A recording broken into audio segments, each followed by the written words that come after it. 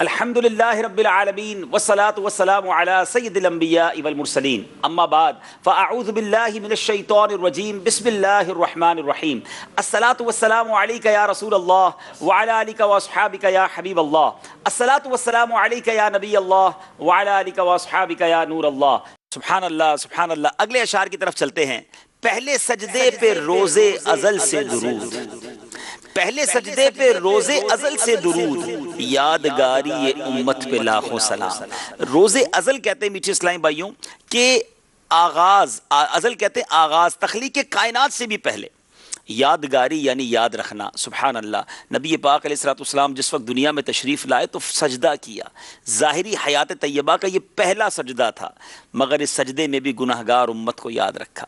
جبیل رضوی صاحب لکھتے ہیں نا، رب حبلی امتی کہتے ہوئے پیدا ہوئے، رب حبلی امتی کہتے ہوئے پیدا ہوئے، حق نے فرمایا کہ بخشا الصلاۃ والسلام۔ تو آقا علیہ السلام تشریف لائے، پہلا سجدہ کیا، اس میں بھی امت کو یاد رکھا، یادگاری یہ امت تھی، اس سجدے پر بھی لاکھوں سلام، اور ایسا سلام کہ روز ازل سے درود۔ اللہ تبارک و تعالیٰ اپنے کرم سے نبی پاک پر روز ازل سے لے کر تا ابد درود نازل کرے، درود نازل فرمائے، رحمتوں کا نزول فرمائے، جو ہم گناہ گاروں کو نہیں بھولے۔ اور اگلے شعر میں اعلیٰ حضرت لکھتے ہیں نا، لکھتے ہیں بھائیوں کے لیے ترک پستاں کریں، دودھ پیتوں کی نسبت پہ لاکھوں سلام۔ ترک پستاں یعنی پستاں کو چھوڑ دینا، اور نسبت کہتے ہیں برابری کو، آدھا آدھا کرنے کو۔ نبی پاک علیہ السلام جب دائی حلیمہ رضی اللہ تعالی عنہا کے یہاں تھے، آپ کے اور بھی بچے تھے، میرے آقا جب دودھ پیتے تو ایک طرف سے پیتے، باقی دوسری طرف اپنے بھائیوں کے لیے چھوڑ دیتے۔ وہاں بھی انصاف تھا، وہاں بھی وہ نسبت تھی کہ باقی حصہ اپنے رضائی بھائی بہنوں کے لیے چھوڑ دیا جائے۔ کوئی یہ نہ کہے کہ نبی پاک علیہ السلام حلیمہ سعدیہ رضی اللہ تعالی عنہا کے یہاں گئے تو ان کے بچوں کا حق انہیں نہ ملا۔ نبی پاک نے وہاں بھی ان کا خیال رکھا، وہاں بھی انصاف کے تقاضے پورے کیے، حالانکہ وہ شیر خاری کی عمر تھی، وہ تو دودھ پینے کی عمر تھی، مگر یہ نبی پاک علیہ السلام کے بچپن کا عالم ہے۔ اللہ اللہ وہ بچپنے کی پھبن، اس خدا بھاتی صورت پہ لاکھوں سلام۔ تو کیا انداز پیارے آقا علیہ السلام کا ہے، ذرا سنیے دونوں اشعار۔ پہلے سجدے پہ روز ازل سے درود، یادگاری یہ امت پہ لاکھوں سلام۔ بھائیوں کے لیے ترک پستاں کریں، دودھ پیتوں کی نسبت پہ لاکھوں سلام۔ سجدے پہ روز ازل سے درود، پہلے سجدے پہ روز ازل سے درود، یادگاری یہ امت پہ لاکھوں سلام۔ بھائیوں کے لیے ترک پستہ کرے، بھائیوں کے لیے ترک پستہ کرے، دودھ پیتوں کی نسبت پہ لاکھوں سلام۔ مصطفیٰ جان رحمت پہ لاکھوں سلام، شمع بز میں ہدایت پہ لاکھوں سلام۔ سبحان اللہ سبحان اللہ۔ اب نبی پاک علیہ السلام کے مبارک بچپن کا تذکرہ ہے۔ اللہ اللہ وہ بچپنے کی پھبن، اس خدا بھاتی صورت پہ لاکھوں سلام۔ اللہ اللہ سے مراد یعنی یہاں کیا بات ہے، یعنی تعریف کے لیے استعمال ہوتا ہے۔ اچھا، پھبن کہتے ہیں حسن و جمال کو، فضل و کمال کو، خدا بھاتی یعنی اللہ عز و جل کو بھی پسند آنے والی صورت۔ سبحان اللہ سبحان اللہ۔ اب ذرا نبی پاک علیہ السلام کے اس مبارک بچپن کی بات ہو رہی ہے کہ سرکار دو عالم صلی اللہ تعالی علیہ وسلم کا بچپن جو ہے نا، اس کی رونقوں اور بہاروں پر میں قربان جاؤں، اور رب العالمین کی بھی پسندیدہ صورت پر، سبحان اللہ، مصطفیٰ کی من موہنی صورت پر لاکھوں سلام ہو۔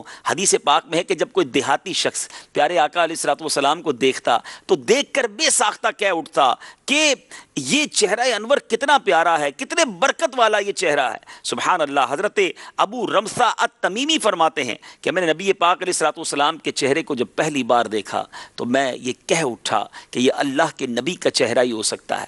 اس طرح کی اور باتیں بھی روایتوں میں ملتی ہیں کہ پیارے آقا کے چہرے کو دیکھ کر لوگ بے ساختہ پکار اٹھے کہ یہ کسی جھوٹے کا چہرہ نہیں ہو سکتا، یہ حق پر رہنے والی شخصیت کا چہرہ ہے۔ اس چہرے کی کیا بات ہے۔ اور بچپن میں ہی رونق اور رعنائیوں کا عالم یہ تھا تھا کہ بی بی حلیمہ سعدیہ رضی اللہ تعالی عنہا کہا کرتی میں اور میرا پورا گھر نبی پاک کی بچپن کی اداؤں پر فدا ہو جاتے، اور پیارے آقا کو جب واپسی کرنے کا وقت آیا تو سب کے دل جو ہے وہ آپ کی جدائی میں گویا تڑپنے لگے۔ تو کیا وہ بچپن تھا، کیا وہ ادائیں تھیں؟ جبھی تو امام عشق و محبت لکھتے ہیں اللہ اللہ وہ بچپنے کی پھبن اس خدا بھاتی صورت پہ لاکھوں سلام۔ اچھا، نبی پاک کی بچپن میں جو عادتیں ہیں اس پر بھی تذکرہ ہو رہا ہے، اس پر بھی سلام بھیجا جا رہا ہے۔ فضل پیدائشی پر ہمیشہ درود، کھیلنے سے کراہت پہ لاکھوں سلام۔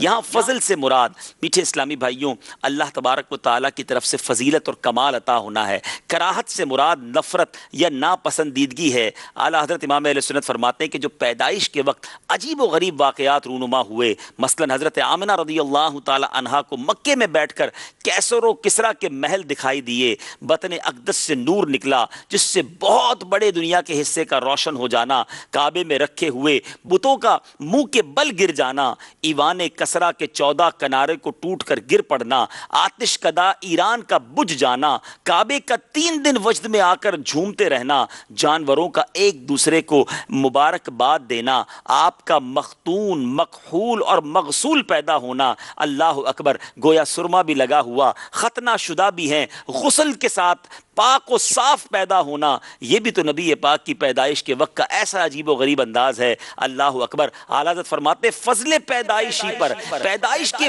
وقت ہی جو کرامتوں اور برکتوں کا ظہور ہوا اس پر بھی لاکھوں سلام ہو۔ اور بچپن میں میرے آقا کھیلنے کو پسند نہیں فرماتے تھے، تو کھیلنے سے کراہت پہ لاکھوں سلام۔ سبحان اللہ، ان دونوں اشعار کو سنیے، بچپن کی بھی بات ہے، پیدائش کے وقت پر ہونے والے عجیب و غریب اور ایمان افروز واقعات کی طرف بھی اشارہ ہے۔ امام عشق و محبت لکھتے ہیں اللہ اللہ وہ بچپنے کی پھبن اس خدا بھاتی صورت پہ لاکھوں سلام، فضل پیدائشی پر ہمیشہ درود، کھیلنے سے کراہت پہ لاکھوں سلام۔ اللہ اللہ وہ بچپنے کی پھبن، اللہ اللہ وہ بچپنے کی پھبن اس خدا بھاتی صورت پہ لاکھوں سلام، فضل پیدائشی پر ہمیشہ درود، فضل پیدائشی پر ہمیشہ درود، کھیلنے سے کراہت پہ لاکھوں سلام، مصطفیٰ جان رحمت پہ لاکھوں سلام، شمع بز میں ہدایت پہ لاکھوں سلام۔ سبحان اللہ، آگے لکھتے ہیں اعلیٰ حضرت بے بناوٹ ادا پر ہزاروں درود، بے تکلف ملاحت پہ لاکھوں سلام۔ اللہ اکبر، ادائیں بھی وہ ہیں جس میں کوئی بناوٹ نہیں ہے۔ بناوٹ کہتے ہیں میٹھے اسلامی بھائیوں جس چیز میں تکلف کیا جائے، یہ بے تکلف تھا۔ نبی پاک علیہ السلام کی اداؤں میں کوئی بناوٹ نہیں، معاذ اللہ۔ میرے آقا کی جو ادا ہے وہ حقیقی ہے۔ خود نبی پاک علیہ السلام نے فرمایا کہ میں تکلف کو پسند نہیں کرتا۔ اچھا، بے تکلف ملاحت، ملاحت کہتے خوبصورتی کو، نمکینی کو۔ پیارے آقا علیہ السلام اپنے حسن کے لیے، اپنی خوبصورتی کے لیے کچھ نہ کیا کرتے، کوئی تکلف نہیں تھا۔ آج کل لوگوں کو خوبصورت نظر آنے کے لیے بہت کچھ کرنا پڑتا ہے، مگر نبی پاک کا جو حسن تھا وہ بے تکلف تھا۔ سبحان اللہ، اور اداؤں میں بھی کوئی بناوٹ نہیں ہے، ان اداؤں پر بھی سلام، اس حسن والی ملاحت پر بھی سلام۔ سبحان اللہ۔ اور اگلے شعر میں اعلیٰ حضرت لکھتے ہیں بھینی بھینی مہک پر مہکتی درود، پیاری پیاری نفاست پہ لاکھوں سلام۔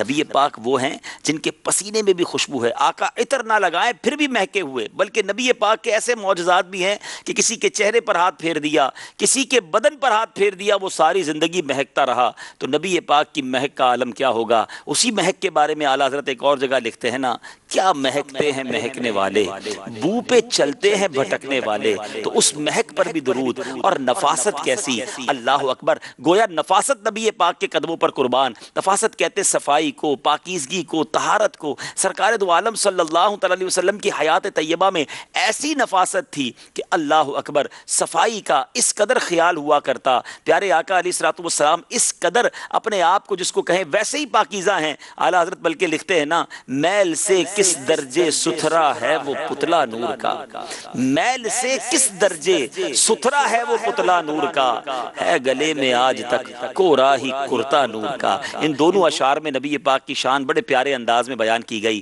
پہلے لکھتے ہیں اعلیٰ حضرت: بے بناوٹ ادا پر ہزاروں درود، بے تکلف ملاحت پہ لاکھوں سلام، بھینی بھینی مہک پر مہکتی درود، پیاری پیاری نفاست پہ لاکھوں سلام۔